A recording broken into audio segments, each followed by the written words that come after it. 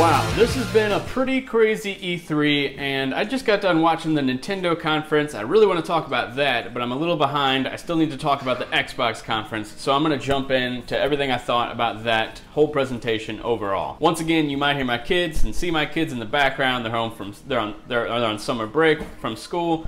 And so yeah, Microsoft opened up and they started talking about the Xbox One X, which looks really cool, I think. I know there's a PlayStation channel, but I honestly think the Xbox One X looks pretty awesome. I can't believe it's as small as the S. That's just insane to me, considering the power difference and just everything. Aside from that, they showed off some games running on the X, and one of those games was Forza Motorsport 7. I really liked Forza Horizon 3. I actually haven't played any of the Motorsport games, and the reason why I liked the Horizon series was because it has more of like an arcadiness to it rather than the simulator type experience that the Motorsport games are. So I might actually jump into Motorsport just because lately I find myself getting more into racing games, probably because of my other son Gavin. He loves racing games, so I keep buying them for him, and then I like them. So now I might end up getting that. I'm not doing any specific order, by the way.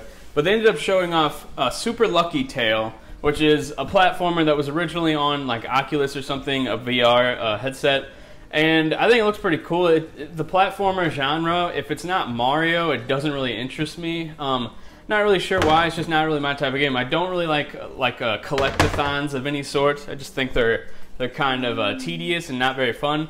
But so I probably won't check out that. But I know there's an audience for platformers, especially now they're starting to come back with stuff like Crash Bandicoot and Yooka-Laylee and Mario Odyssey. Speaking of that, so they also showed off Rare's next game, Sea of Thieves. I really don't understand. Microsoft's really pushing this game. They showed off like all their conferences and everything, but I don't really see what the hype is about. I don't think it's a really like a visually appealing game. Like when you look at it, it doesn't really look like a AAA experience. The water, I'll admit, looks really good, but like the character models and like the environments, they just look kind of bland. I think it's the art style they're going for that makes it look that way, but I'm just not really a fan. But I do love pirates. So that fact alone might actually make me buy the game. I'm not sure. Yeah, I don't really have much to say about Sea of Thieves because there's been so much gameplay of it and show off. I just wish it would come out already. Surprisingly, there's no release date as expected, which sucks. They also talked about some Minecraft stuff, which is basically that the game will be cross-platform with the Nintendo Switch, PC, the iPhone versions, the VR versions, all with Xbox One, and I think that's awesome. The only letdown about that is frickin' Sony, for some reason they're not taking part in this whole like let's be together and be friends thing, which is kind of like a turnoff when it comes to Sony. Like I'm just wondering, like, why aren't you combining with all these other platforms that are joining forces with Rocket League now, which I'll talk about in another video, and with Minecraft. Everything is all played together, which is just crazy to think about. That's something not enough people are talking about this year. We have cross-platform games with Nintendo, Microsoft, PC. Like, it's insane, honestly. At Microsoft's conference, they showed off Assassin's Creed Origins, which is obviously a multi-platform game, but they have like the exclusive DLC rights, so we got to see a lot of that in their show. I know Assassin's Creed took off like a year, and I expected it to honestly come back looking a little better. I know it looks gorgeous in 4K and on the on a 4K screen, obviously, but I thought that like the textures, the character models, even the environments just didn't really look that great. I thought it was gonna look like, I don't know, like Rise of the Tomb Raider good. I'll just give you an example. But I do like Assassin's Creed like formulaic gameplay that it offers, so I'll probably jump into it. It's been a while since I've played one. I really liked Assassin's Creed 4 Black Flag. That was the last one I loved. Actually, it's probably the only one I truly loved. This one had a little bit of boats in it. I'm hoping that maybe you can ride a boat in it. Probably not. Now, one of the biggest moments for me was the Metro Exodus showing. I didn't know what the game was because they kind of just opened with it. And I was like, what the heck is this? It looks visually stunning. The environments, my type of game. If you know me, I like post-apocalyptic, broken, brown, gray, dirty areas. I don't know what it is about it, but I love that setting. And it had all that, and the monsters, like the creatures looked amazing. Like in the way they move, and when you shoot them, the way they drop to the ground, everything looks so awesome. at the end, this guy like comes up out of the ground and he's just like searching around, scavenging for items, which is one of my favorite things to do in games for some reason. And then this big monster starts attacking him, and he dodges it out of the way, and the monster is starting to fall down the cliff, and there's rocks tumbling down. It's just visually stunning. It looked like a first-party game, like it has that first-party polish to it. So when I was watching it, I was like, what is this? Is this a Microsoft exclusive? Because that's about to blow my mind if it is. And it wasn't. It's Metro, which it's a game series I've only dabbled in a little bit. I played one of them because it was free on PlayStation Plus. But yeah, it's Metro, and I'm definitely going to play this one because it doesn't look like any of the other ones, in my opinion. I could be wrong, but from what I've seen, this game looks insanely good. Like the gameplay, the graphics, everything. So some of the little titles they talked about, State of Decay 2, I thought that maybe Microsoft was going to push this game as like a first party, like this is a big Xbox game, only on Xbox. This is a true exclusive. Well, it's also coming to PC, but you know what I mean. This is a Xbox exclusive, zombies, which is always in. People love zombies.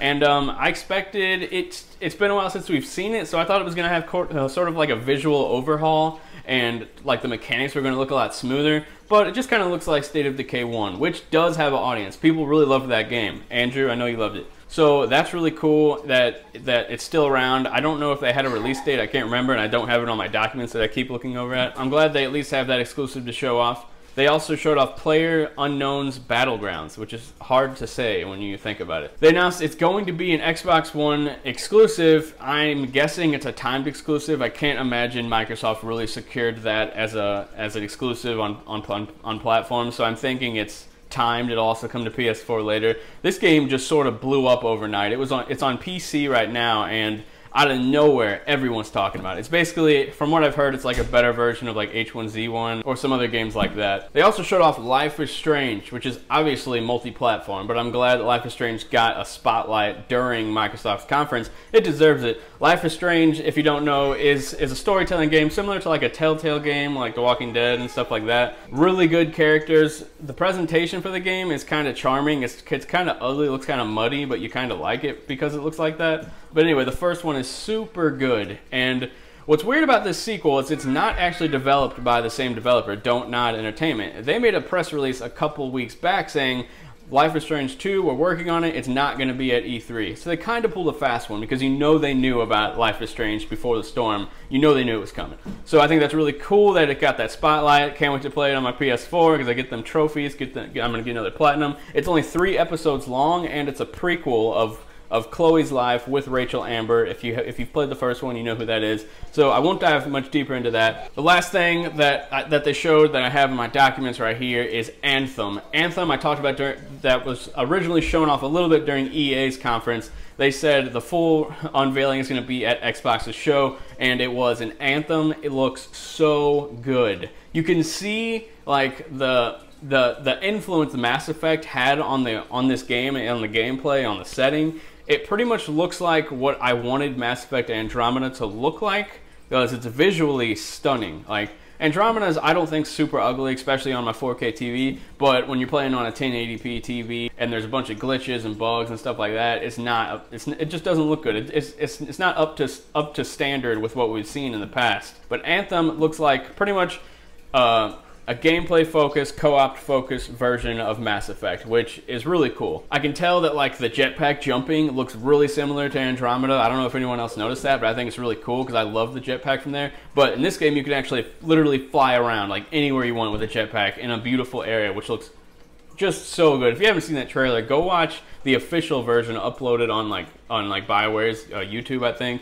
Looks way better than the stream that they showed during E3. So they said it's like co-op focused. One thing I'm really hoping is that it's not like The Division where you can't get checkpoints during a mission, where you can't pause the game, where if you shut the game down during a mission, you lose all your progress. Like, I'm probably going to want to play Anthem alone, which I'm just weird, but I want to be able to pause the game, and I don't want to have a dedicated like 45 minutes to an hour to finish like a mission before I have to leave. Like, it's just not enough for me. I got 2 kids running around. If I can't pause my game, it's so much harder to enjoy it. And I know that sounds petty, but it's just so annoying. So when it comes to the Xbox One X, I think the system itself is appealing to the Xbox core gamer a lot. You're getting an upgraded console with a bunch of features that are still coming, like the backwards compatible Xbox games, original Xbox, which is really cool. But when you think about it, every game they announced and every feature they announced, including like the new stuff like Game Pass, all of it is available on Xbox One S, not X.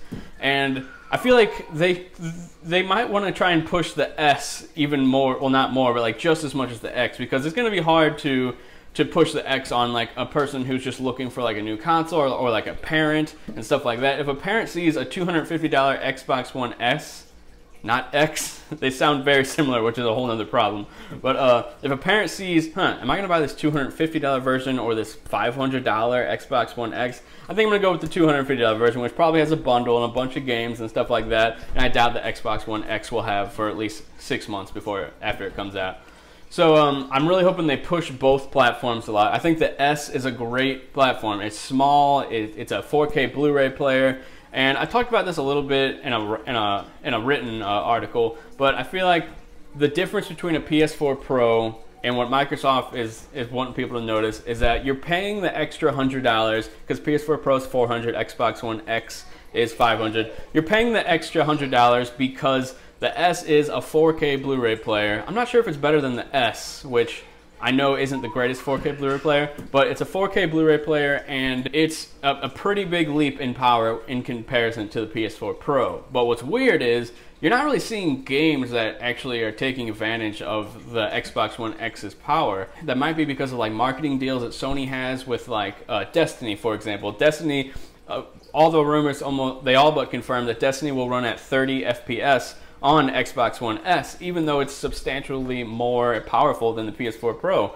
And it's got people wondering, is Bungie doing this just so that the Xbox One S and PS4 Pro versions are even because of the deal they have with Sony? They can't go and say the Xbox version's better and looks better and runs better when they have a marketing deal with Sony. And all the DLC marketing deals is a whole different problem that I personally don't really like. I just wish stuff would come out on every platform at the same time. I think it's not good for the consumer, and it's not really good for the company's image, because it just pisses a lot of people off. Anyway, Xbox One S, all your controllers work, and that's really enticing for me to buy, because if I ever upgrade, I'll still have like spare controllers that I can use with the X. All the same games run on it. I'm not sure about much else. It's all pretty much a mystery. What's up, guys? One more thing. One thing I forgot to talk about during my reaction was what's up with Microsoft's marketing on their exclusive stuff. I just don't understand it. They said like timed exclusive for some games, then for other games they said that it was a launch Xbox One X exclusive. Like, what does that even mean? There's still actually no confirmation on what each of the games meant, because apparently from some developers they're like, this game is 100% an Xbox One X exclusive, and there's some other developers that said no, this is a timed exclusive. So was it Microsoft's job to confuse everyone on what is exclusive and what's not? Because from a marketing standpoint, I don't understand what they were thinking, and from a consumer standpoint, why confuse us? Like, we're not idiots. We're gonna figure it out. We're not gonna like just say, oh, it's only on Xbox, let's buy it. No, like at all the previous conferences, they specifically said timed exclusive. That is the term that people understand.